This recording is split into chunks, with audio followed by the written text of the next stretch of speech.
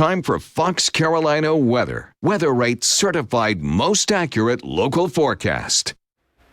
And we continue to track some strong storms on radar, at least one particularly strong one in Greenville County. Let's get a zoom in on that one. And it doesn't look like a lot here, but we've got some gusty winds with this. So you really want to remain indoors, away from windows as it moves by. It's near Travelers Rest currently, Richmond Hills community. And we've seen some signs in the upper levels of the atmosphere that this storm is rotating a bit. It doesn't mean it's going to produce a tornado, but if we see that rotation pull down closer to the surface, that's when we become concerned. So we'll let you know if that happens. We're tracking the storm as it moves through northern Greenville counties. It takes it through Travelers Rest pretty much right now. Little Texas, areas like Skyland, Blue Ridge have to watch out for this, as well as north of Taylor's. And then it'll continue on into Spartanburg County if it can hold together.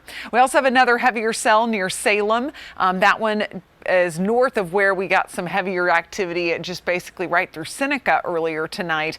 And then over in western North Carolina, some heavy downpours just north of Forest City. This not severe, but certainly slowing things down on the roads. And if we zoom out, you can see that area of spin in Kentucky where we have the remnants of Laura that will be moving by. And we're going to see this portion of Laura come through tomorrow morning, and that's what's going to bring the gusty winds for everybody and the potential for at least a few showers and isolated storms. It's still 81 in Greenville, helping to fuel that thunderstorm that's moving through Greenville County. 79 in Spartanburg, 72 for Asheville. Here's how it's looking for the rest of the evening. Notice as we go toward 2 p.m. or 2 a.m. rather, we're going to have a few showers, but all the storm activity should be settling down by then. And then we'll be looking ahead to some heavier downpours that will ride into the mountains as we go toward the 7 a.m. hour and beyond. Notice at 9 a.m. still seeing some heavy rain, a little bit of that getting into the upstate, but not talking about widespread activity.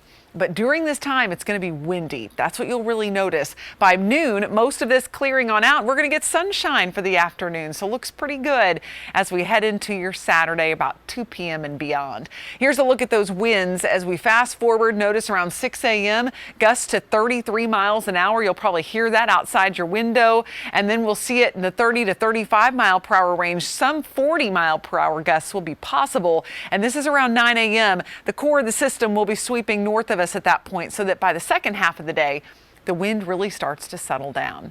So here's a look at tomorrow's forecast. Scattered storms in the morning, breezy to windy conditions throughout the morning, and then into the afternoon, the winds will begin to settle down slowly. Still a very warm one with upper 80s for highs in the upstate, low 80s in western North Carolina. As we rate the day on the Carolina Sky Meter, we're going to give it a 5, since the first half of the day not looking so hot, but second half should actually be fairly decent. So here's your next 7 days. We're going to be dealing with those showers and a couple thunderstorms Saturday morning. Afternoon should see much improved weather. By Sunday, mostly sunny, highs in the upper 80s. And then next week, we'll bring back a chance for some rain. It'll actually take temperatures down a bit, though. Today, it actually felt like 100 degrees around the Greenville-Spartanburg area. In the mountains, we'll be looking at scattered showers and storms Saturday into Sunday. But Sunday, it looks like only just a slight chance. And then next week, we'll ramp those chances back up to about 40%. And just to remind you, we still have a severe thunderstorm warning for Greenville County, and that goes until 11 o'clock. We'll let you know if anything gets extended during the 11 o'clock news.